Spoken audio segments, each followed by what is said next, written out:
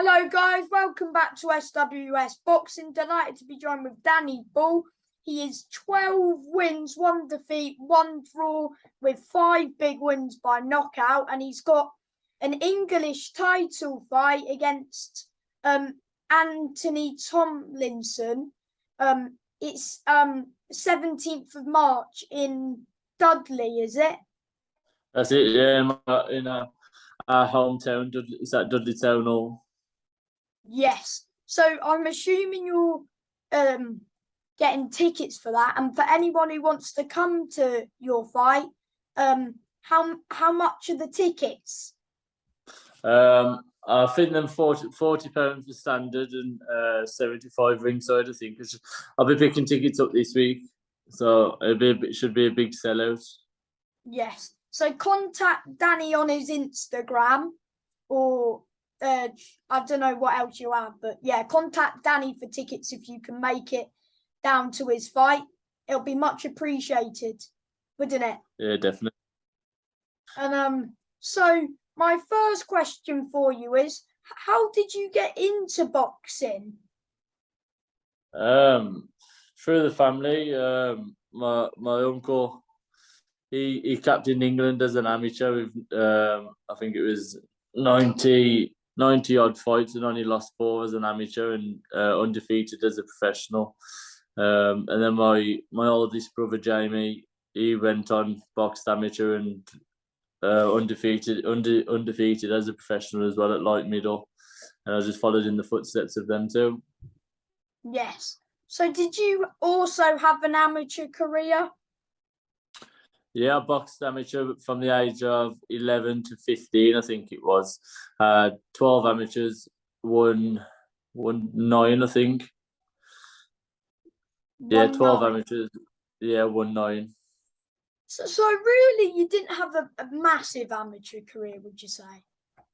No, I didn't have a big pedigree. I had a stop and start amateur, really. I wasn't really that bothered or dedicated with it. I just played with it up until I turned pro. I played at the sport, really. I probably could have achieved a lot more if I would have been more dedicated. That's fair enough, mate. And so you made your debut in 2017. Yeah. Going into your debut, how were you feeling? Were you feeling confident, nervous? Yeah, I think it's a bit of both. I think you always get the butterflies before a fight, but no, I was definitely confident. It was like 5 minutes away from my house, at the Cockthorne Hotel, and it was against a durable lad. I think he'd had 1 and lost 1, so no one really knew nothing about him. Or he had 2, lost 1, won 1. I'm not sure. So no one knew nothing about him. So it was a tricky opponent, but I managed to get him out of there in the first round. I mean, I'm sure that couldn't have got any better for you getting him out there that early, was it? I'm sure No, you it's probably the perfect debut for me to go off, really. Yes, it was. It was a good start to the career, and you've also fought quite a few like journeymen as well who were very, who were game. So you fought the likes of Paul Cummings, MJ Hall, Jordan Granham, Del Arrowsmith. And, yeah. Would you say they're just like learning fights or like staying active kind of fights? Of course, it's the learning fights you need on your way up the rankings before the bigger fights. It's the journeymen are dying out now. You don't really see so much of them anymore. But no, the really good learning fights on the way up. They help you improve into them next little steps into the bigger levels. But you did have a step up against Casey Benjamin, didn't you? And you got a draw. But personally, in my eyes, I thought you probably nicked it. Yeah, it's yeah, I believe I won the fight. Even still till now, I believe I won the fight, and so do many others. But it's one of them. It's part of boxing.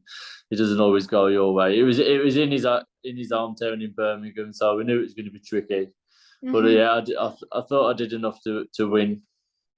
Yeah, but so why didn't you get to rematch him? It never come back around. I got offered to fight John Miguez in Bilbao, but out in Spain. So I took that fight off the back of that one. That was supposed to be in the June, I think it was, and he pulled out 2 weeks before that fight, so that never come around. And then I was supposed to fight back in Dudley in the July, but I didn't sell enough tickets, so I got pulled off that show, and that's when I got offered the Mason Cartwright fight, and That was I a took that. massive opportunity, mate, and you stopped him. Yeah, that's it. I took that with both hands, and I did a job. I did a number on him. So would you say that was like your sweetest victory? Yeah. So yeah, it would be. Yeah. So I was the massive underdog going into that fight. I wasn't supposed to win it on paper, but I pulled it out the bag. We as a team we was confident of getting the win. Yeah. So have you always been trained by Richie?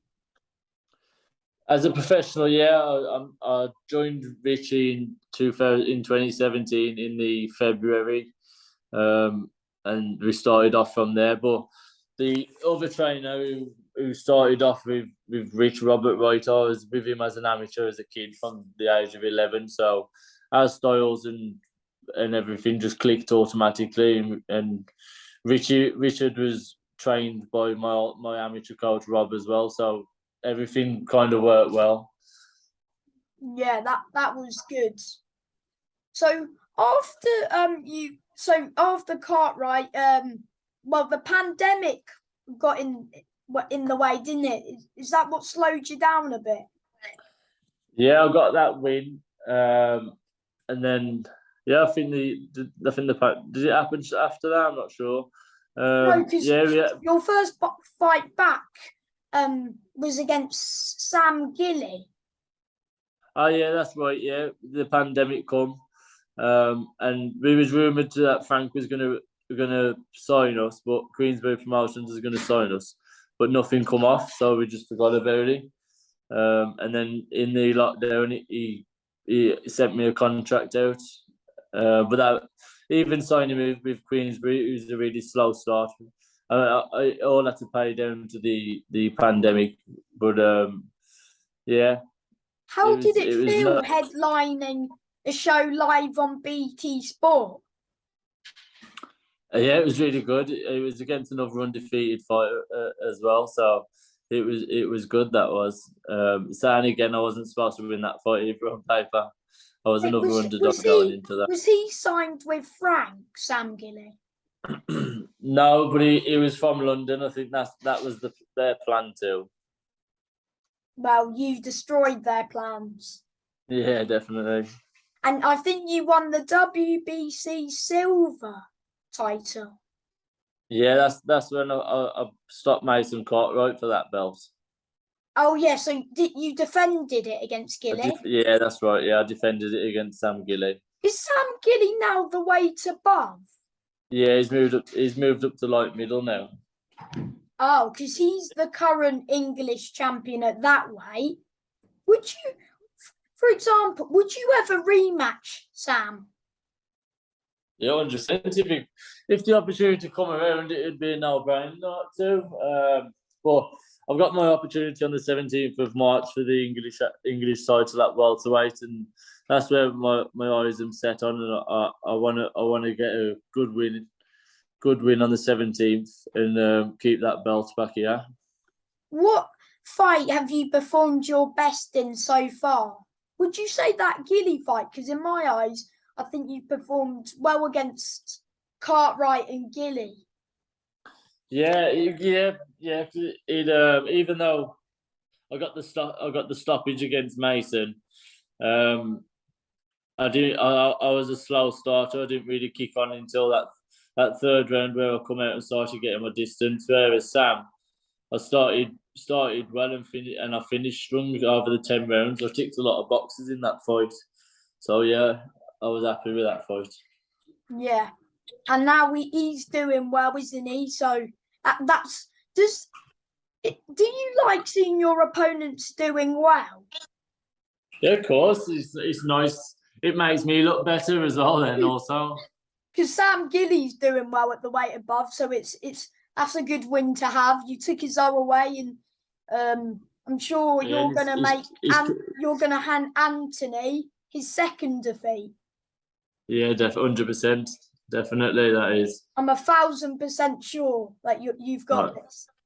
Nice one, mate. And then, unfortunately, you did suffer your first defeat to Echo Essuman. But before the stoppage, how did you feel in there before the stoppage? Yeah, I felt really good in the fights. As my previous fights, I'm always a slow starter. So the key was to not lose the momentum from the start. So we tried to push him and keep with his pace from the start, and it worked. He was going really well. I started feeling my distance and range early on, landing comfortable. I was setting more of a pace myself for him to keep going. It's just one of them. He landed a good shot. The punch itself never hurts, but the injury I knew straight away because I tried to What happened? Did you break your jaw or something? Yeah. So this was shattered down here and here. So this just dropped. My face just dropped here. So when I tried to bite on my gum shield, I had no movement. Yeah. So I'm sure you were absolutely heartbroken, devastated, but yeah, defeats do make you a stronger and better fighter because the comeback's always better than the step back. Yeah, definitely. I learned a lot from that, so I'm not too down on it. I can take the positives away as long as I show that I've learned from it and come back stronger, and I'll show that on the 17th when I'm back in for another title. Yeah, and I'm sure once you beat Anthony, you'll be looking to get back on these BT Sport shows, wouldn't you? It'd be really good for me to get back on telly. I can either defend my belt or be chasing that British again. Keeping my eye on Echo and Congo this weekend. Who do you think's going to win that fight with Echo Essuman and Chris Congo? Because in my eyes, it's a great fight. Yeah, it is. It's a good fight. But I think Echo's got. He's too clever. He's good at what he does. As long as he turns up. As long as he turns up and he doesn't underestimate him, because he seems to have gone since my fight. He's gone looks a bit flat in his fights, like he's took him a bit too easy maybe. But yeah, maybe he'll come out and do a job on Congo. I don't know who's going to win because Congo's more of a slick boxer, isn't he? And then there's more. If there's a stoppage, it's more likely coming from Echo because he's got a good work rate. That's it. I think he'll pull it on him. He'll pull it on him in them middle rounds. I think that's where it'll be. He knows how to work his opponents out. I don't think Congo's he's gonna be strong enough to trouble Echo on the front foot. I don't think, or clever enough to adapt throughout the fight. Well, either way, it's going to be a good fight, and so you're going to say Echo late stoppage. Yeah, yeah. Wouldn't surprise me, or if Congo wins on points, it wouldn't surprise me. It's just going to be a great fight. What about Eubank v Liam Smith? Who do you think's going to win that one? I said Liam Smith from the start, so I'm going to stay with Liam Smith. But by knockout or? Nah, it'll be on a point. I think I can't. Eubank's been in with some big punches, natural super middles, so I don't think Liam Smith's going to trouble him too much in that part. Okay, I think Chris Eubank, to be fair. Yeah. Why? I reckon Chris Eubank's going to be a bit too big for him, and I reckon he can get Smith out of there. His hand speed, that's a big key factor in the fight. But I just think Liam Smith he's that little bit cuter. I think he'll just slowly break him and then start taking over. Ha- He's got a better boxing brain than what people think. We'll see. And how hard was it coming back off that defeat to Echo? How hard was it coming back from that defeat? Um, I'll just take things in my stride. So what I don't think too much about it. It's I get it's part of boxing, so it's one of them. I set myself another target. I'll get back out there and let's climb that rankings back for titles. You've got two good wins. You got Dale Arrowsmith and Petr Alexandrov, who are two very hard men, well, tough, and now because I think you knocked down Alexandrov about 3 times before the ref stopped it, and I was shouting, "Come on, Danny, you've got to finish him, mate!" Because I was shouting at the ref because I thought if the ref didn't call it off, he could have been even more hurt, but. At the end of the day, it's a good win getting a stoppage over a tough man who doesn't get stopped. But you don't really want to come back now to fight these journeymen, do you? You want to just. No, that's it. Before them two, I had what was it, four back to back title fights. So I believe that's where I want to be, and that's where I need to be at. What I want to be back on title the was it for when you fought Benjamin? Say that again. What title were you fighting for against Casey Benjamin? What it was the Midlands area title. Oh, okay. And then it was I fought Mason for the WBC, defended it against Sam, and then fought Echo for the British and Commonwealth. So have you vacated it? When I lost to Echo, even though I didn't defend, the belt wasn't on the line. They because I lost the WBC take it away from me. That's what Chris Congo's got now. Oh yeah, so that they're fighting for the Commonwealth, British, and WBC silver, and I think they're fighting for one more apparently. The IBF, I think, European, isn't he? Yeah. Have you seen Anthony fight before? No, I watched a little clip, the first couple of rounds, and that was it. I don't really read into it too much. I let my trainers do their work, and I'll listen to them and because you do never mine. know, they probably will because they might come in with a totally different game plan because every fight's a different fight. That's it. That's it. If you watch it too much, you can think into it too much. So I try not to do that. I just do my own thing and make sure I listen to my corner. That's the main thing, anyway. That's it. Yeah. What would winning the English title mean to you? It's a big opportunity. So winning that will open up some doors. Like you said, getting back on the TV shows, it gives me something to offer. So it's a massive belt to win as well. I'll be over the moon of winning the English. Right in front of all your friends and family and your hometown as well. Yeah, that's it. Hopefully it'll be a big sellout. I'm taking a gamble of asking my manager to get it back here. So I've got to make sure it pays off. I'm sure it will, mate. And before I let you go, do you have any advice for someone who wants to be a boxer? Just stay dedicated and keep listening, and don't put too much weight on in between fights. Do you recommend going through the amateur route as well? Yeah, I would personally. Yes, for as long as you can, because you learn your pedigree more. You'll just listen more, and it'll work in your favour as you get older. And do you want to shout out your manager, sponsors, or just anyone? Nah, I'm alright. All right.